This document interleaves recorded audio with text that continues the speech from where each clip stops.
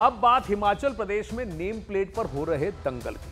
हिमाचल प्रदेश में स्ट्रीट वेंडरों को नेम प्लेट लगाने वाले फैसले पर कांग्रेस के भीतर ही अब सियासी बवाल मच गया है, क्योंकि जब यूपी में कांवड़ यात्रा के दौरान ये ऑर्डर दिया गया था तो कांग्रेस ही कोर्ट चली गई थी और पूरी पॉलिटिक्स चल रही थी। अब विक्रमादित्य सिंह के कहने के बाद कांग्रेस में ही खलबली है कि भाई हमारी पोजीशन क्या होगी। हिमाचल सरकार में मंत्री विक्रमादित्य के इस फैसले का असर ये हो रहा है कि बड़े पैमाने पर अल्पसंख्यक नेताओं में नाराजगी देखी जा रही है। इस नाराजगी का असर ये हो रहा है कि मंत्री विक्रमादित्य सिंह को जहां सफाई के लिए आना पड़ा, वहीं हिमाचल प्रदेश कांग्रेस प्रभारी राजीव शुक्ला भी इस मामले पर एक्शन में आ गए हैं।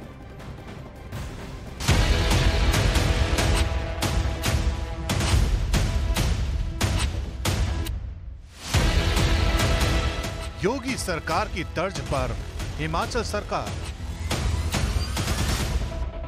अगर है दुकान तो जरूरी है पहचान।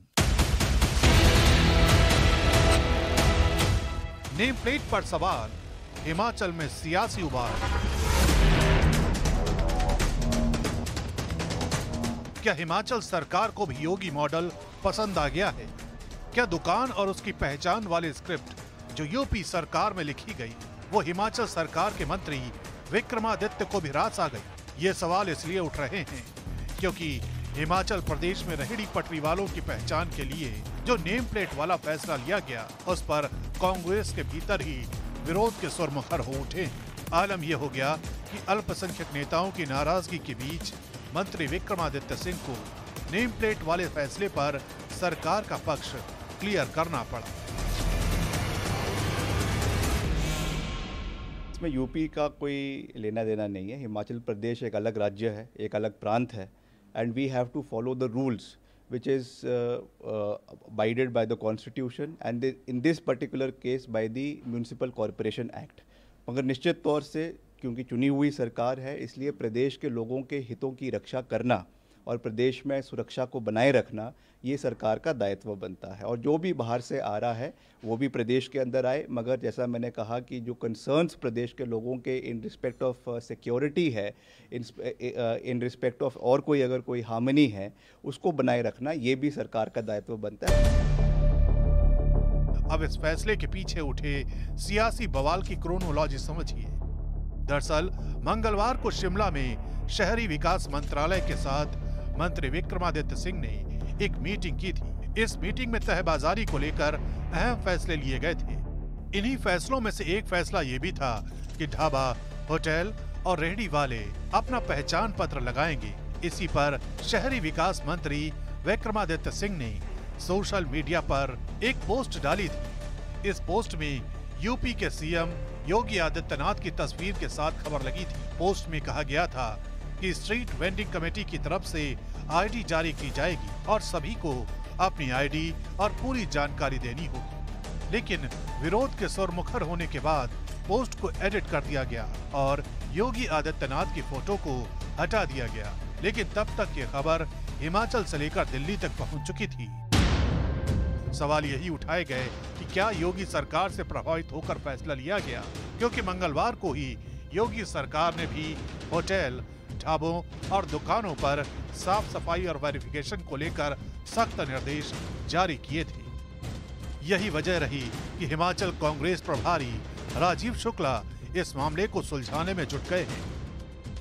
जो विक्रमादित्य ने भी कहा है, उन्होंने ये कहा कि ताकि वहाँ पे जो है सुधार होके जो वैध रूप से हैं वही जो है वो दुकानें या रेडी वाले बैठ सकें। हिमाचल विधानसभा के अध्यक्ष ने एक कमेटी बनाई है। उस कमेटी में सब दलों के लोग लिए और कैसे रेडी वाले, पटरी वालों को कैसे बैठाया जाए, कैसे उनको जो है सुरक्षित स्थान दिया जाए, कैसे वो नियमित हों, इसके लिए लाइसेंस दिए जाएंगे। इतनी सी बात है, उसको यूपी से तुलना करने कोई मतलब ही नहीं।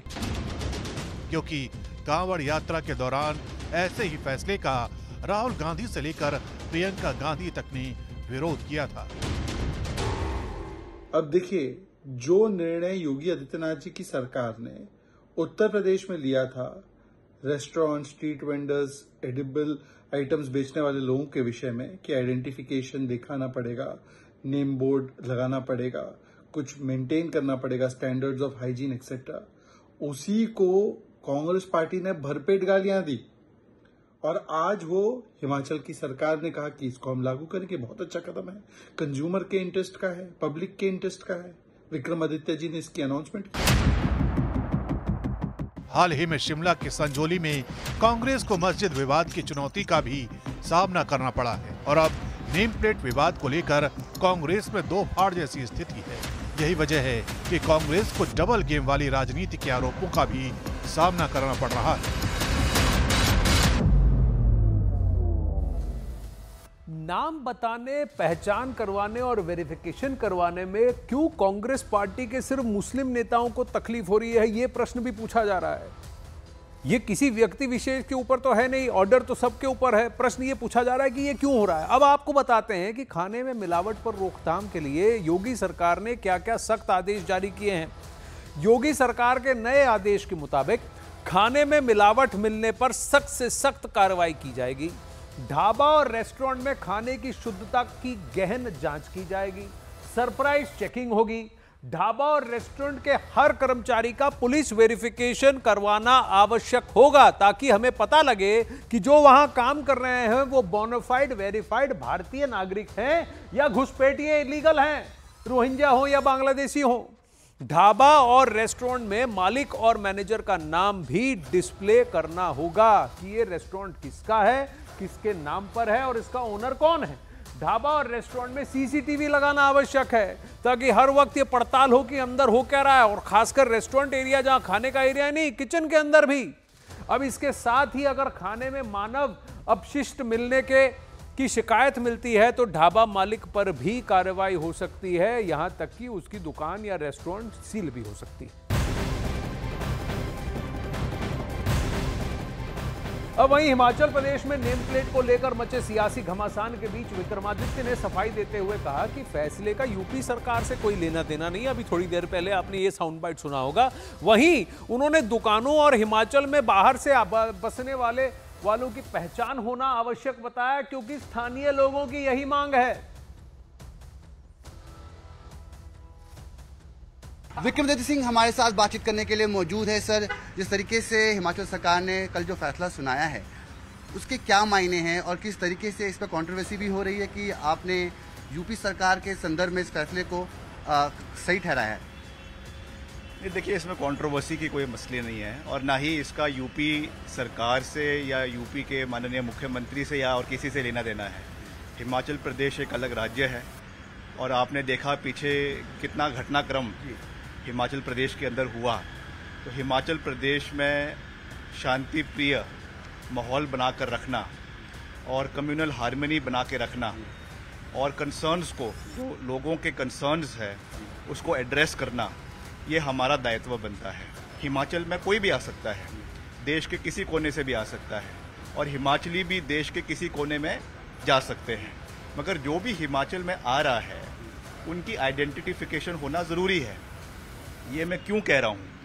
क्योंकि अभी एक मसला निकल कर आया जहाँ पर 5 आधार कार्ड में एक ही डेट ऑफ बर्थ था, एक ही नंबर था, उससे लोगों की में चिंता का विषय बना है।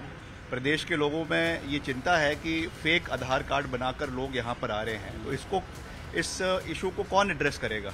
प्रदेश की सरकार एड्रेस करेगी। विधानसभा अध्यक्ष ने एक टीम गठित करने को कही है, वो फीडबैक कैसे ले रहे हैं, लोगों से क्या पूछ रहे हैं आप? उसकी अभी बैठक होगी, उसमें जो हमारे इंडस्ट्री मिनिस्टर है उनको उसमें अध्यक्ष बनाया गया है और उसमें साथ में कई मंत्रियों को और विधायकों को भी उसमें डाला गया है और मुख्य लक्ष्य यही है कि प्रदेश में जो हमारे लोगों के कंसर्न्स है उसको एड्रेस किया जाए। जिस तरीके से बीते दिनों हुआ संजौली मस्जिद का जो विवाद हुआ, उसके बाद आपका ये सरकार का ये डिसीजन कहीं ना कहीं मनभेद मनमुटाव पैदा कर रहा है लोगों के बीच में, ऐसा ये सुर्खियां हैं। किस तरीके से जो आपने फैसला लिया है उसके नकारात्मक प्रभाव भी पड़ सकते हैं?